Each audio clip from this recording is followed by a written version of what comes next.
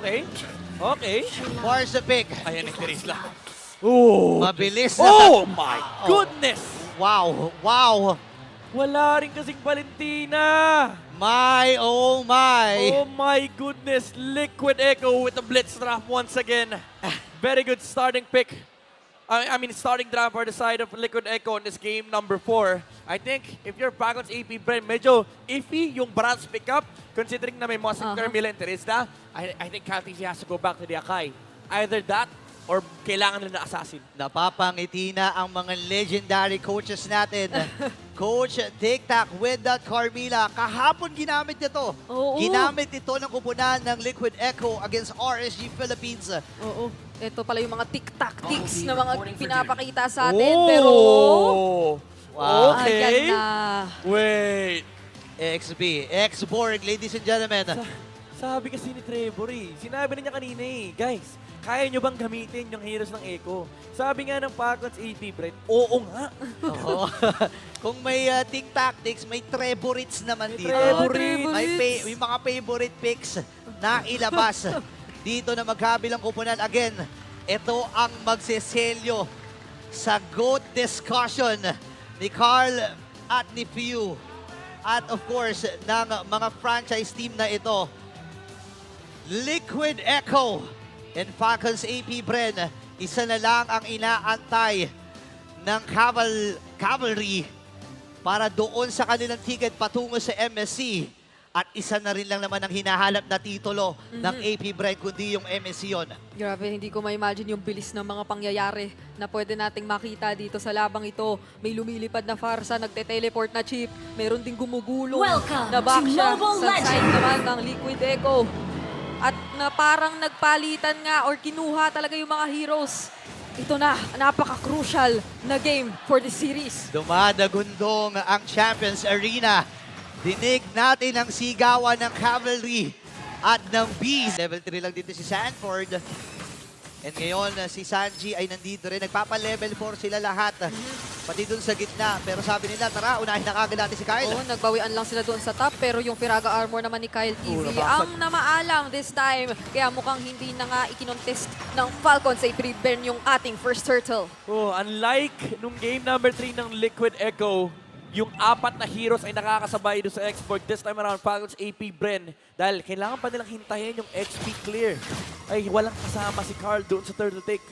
Naging importante talaga yun. At masasabi nga natin na malaki ang... Lang din sila sa nakakakuha pero Firaga armor basag na naman ba ang magiging punterya dito ng Liquid Echo? Pero nandito na Sanji! naman yung Feathered Airstrike. Dragon! Makaka-flicker naman si Sanji doon pero may last insanity pa. JP dito mukhang mapaparusahan na. Super Marco taking him down. Pero Kyle TZ takes the turtle at si Sanford ding ikaka-double kill pa niya. Tatlo ang bagsak. May +1 pa with the turtle. At dumadagundong na naman ang Champions Arena. Shortcut, di ba? Siguro kung ganoon lang din ang magiging usapan. Teka, mamaya na lang muna yan. Kasi nagkakaroon ng dalawang micro 1 dito. Pero nakukuha pa rin ni Super Marco. Kaso nandyan na rin naman si JP. Yung dalawang gold lane natin hindi nagpapatinag. Nagkapatayan pero si JP ang nakakuha nun.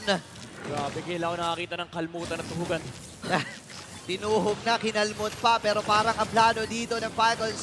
AP Bren, salubungin kagad yung mga hahabol. Grabe yung harang na ginawa doon ni Ogwen. Sabay Flap TZ naman para sa Black Dragon form. Depensa para sa mid lane turret. Ang call muna dito ng Liquid Echo. Pinanggigilan ito ng Falcons AP Bren pero panghahawakan naman nila yung torre nila. Imagine mo yun, nagportal si Ogwen.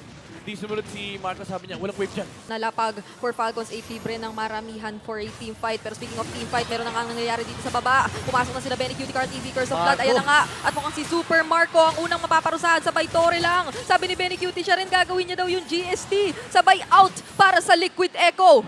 Ganda na ginawa dito ng Liquid Echo. Pagtalo ni KarTC, bitaw kagad ng Spear of Destruction. TP doon.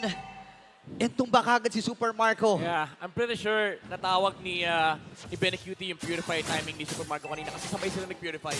So alam nila, nung time na wala pang Purify si Benny, wala pang Purify si Super Marco. That's why they were able to go for that play. And yung combo din, na kapag natalon ka, hindi nga lang yung Spear pwede mong combohan din ng Star Shutter. And sobrang sure hit niyan kasi may slow pa na pwede manggaling dun sa Curse of Blood. Tsaka kung Ports na, Pago na AP Brent. Oh! Naku, ayun na nga, pumasok si Ogwen, naghanap ng mga tao doon sa bandang likuran, pero nasagot agad ng Liquid Echo. Dragon. May Black Dragon form na rin na na-trigger, kaya naman si Black TZ papasok na. Ilalaban nila ito, yung Curse of Blood na ilapag nga lang din. Kyle TZ, mukhang makukuha si Carl Pew! TZ. At si Pew ay napakaganda lang ng pwesto sa pagpagsak ng Feathered Airstrike. Kaya naman dalawa ang magiging casualty sa Liquid Echo. yeah, dito yung paglipad. Soaring high para sa Falcons. AP Bren, hawak nila ngayon itong Lord na ito. Pero si Ogwen! Sanji ata Ogwen! magiging target. Ito yung palang sagot sa pagtitimping ginagawa ni Ogwen. Benny! Napakaganda ng setup, pero Benny QT Benny! nilalamanan doon sa likod na marami-raming players ng Falcon AP Bren. At makakakuha yata siya ng mga kills dito, pero hindi na niya maiiwasan yung tatlo-tatlo. Kaya naman si Sanji na lang magte-trade para sa kasama niya dito. Nakuha man nila yung Lord na yon. Pero mamamatay naman ng dalawa para sa kumala ng Falcons. Malaking bagay yun. Again, nakuha ng Falcons AP Bren yung Lord, pero yung ginawang pag-unfair naman nun, may sumusunod sa unahan, may tactical look sa likuran. Naglakihan na yung mga kids na nag-idol sa kanya. Hanggang ngayon, nandun pa rin. Magandang zone ang ginagawa dito ng Falcons AP Bren. Walang pang-abot din yung Liquid Echo dito sa Farsa. Oo, parang- And kahit sabihin natin pwede naman nila lakarin, may X-Borg eh. Yeah, yung papaano po forma si Ayan, Sanford dito on the Terizla ay magiging katanungan. Not until alam mong meron pang Last Insanity, may Black Dragon form, may Feathered Airstrike na ipakita si Ogwen. Pero speaking of Ogwen, nag-teleport na nga siya doon sa harap ng 5 miyembro ng Liquid Echo. Kaya naman medyo maiilang na naman pumuesto ang mga members ng Liquid Echo for this Lord. Nag-purify though, kita ng Liquid Echo na walang purify yung Farsa. So this might change things up. Ang kailangan na lang nilang isipin yung X-Borg sa may bandang unahan. Kasi may flicker pa rin naman itong si Sanford. So kailangan nilang ingatan si Pew.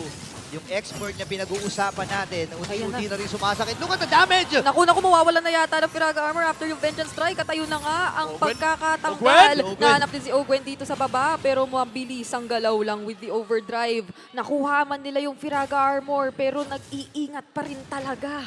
May sayaw pa rin nagaganap. Mind you guys, yung makakatutok lang. Pinaliit na yan pinaliit na yung range ng Lord. Pero eto pa rin tayo. Welcome to the Filipino Lord Dance. Welcome to PA's Lord Dance indeed. By the way, one small thing lang. Ayun. May small thing. Oo, yan na. Lumabas na si Benny Cutie. Siya na ang mismong nagtatanggal ng Firaga Armor, pero may shortcut na inilapag dito sa bandang gitna. Kaya ilalaban ba ito dahil si Flap TZ pumasok na. Kaso mukhang masisipat siya doon sa Torre. At ang nakakuha ng Lord ay si Kyle TZ pa din. Pero ang Echo umaabante na. Kyle TZ na pa pang immortality. Pumasok na rin with the penalty zones dito si Sanford, pero may last insanity out lang na gagawin. Kaya naman ang Falcons AP Bren maliligtas pa. Oh my gosh. I mean, medyo off-angle din yung Feathered Airstrike na nanggaling mula kay Few. Hindi niya naabot yung members ng Liquid Echo. But then again, that crucial retrieve from Kyle TZ was able to get and secure that Lord para sa Falcons AP Bren. Hindi rin nakakuha ng objective ang Liquid Echo dito sa may mid lane. Ogwen though, with the shortcut. Okay. Wala pamasok, practice lang. Pwede niyang tawagin yung Dragon. Ayan na nga, tinawag na yung Dragon. Grabe, malapit ang Dragon na lapag pero kinansel ni Sanford yung Feathered Airstrike. Nagkaabutan na rito yung magkabilang kupunan at mukhang inilalaban na talaga nila. Aangat dito ang Liquid Echo dahil ang Lord ay tumumba na. Lilipat ba si Benny Cutie? Hindi muna. Napakakunat din ng mga miyembro ng Falcons AP Bren. Maraming mga na-expend na ultimates doon. Majority halos ng mga ultis doon ay nagamit. Walang mamamatay. Maganda pa rin ang ipinamalas ng Liquid Echo doon sa pinaplano ng Falcons AP Bren. Naiintindihan ng Liquid Echo kung ano yung assignment nila dito. Kailangan nila mahanap si Few. Ito yung literal na opposite side kasi pwede bumalik din yung chip dito sa may Lord fight. Uy, Okay. Mabilis lang naman para sa chip na bumalik. Pero si Kyle TZ, unti-unti na sinusunog yung kanyang, napabasag yung kanyang Firaga. Uy. Tumama yung Spear of ay. Spear. Ayan na. Pumasok na nga si Benny Cutie doon. Napagamit na rin siya ng kanyang Purify pero nabigyan lang din ng paglatag ng Feathered Airstrike. Kyle TZ will also secure the Lord. At tumatakbo na ang mga miyembro ng Liquid Echo. Pero wala nang takas-takas pa as Few takes a double kill. Kyle TZ na lang at si Sanji ang natitira para tumipensa. Nakatakas pa si Carlito dito. Lord ay makukuha ng Falcons AP Bren. Tikat na si Pew doon. Yung Blood Wings! Wow! Man, yung Blood Wings! Dalawang beses niligtas si Pew ng Blood Wings! Endable ata to Tatlo ang wala para sa Liquid Echo. Oh, Marco's here! Marco's here! Ito na. Meron pang immortality na napulot doon si Flap. Yun pa rin. So, alam din ng view na parang, ay, kaya kong micro-hit to. Ni hindi nga siya nag-purify. Oo nga. Sabi niya, kaya ko to. Yung tibay ng loob, pero si Ogre, tatawagin na nga ba niya? Ang tropa, ito na! Ay, grabe naman! Lumusot yung dinosaur doon sa ating portal. Pero makikita natin yung kanyang paghanap kay Very Cutie sa likod. Hindi na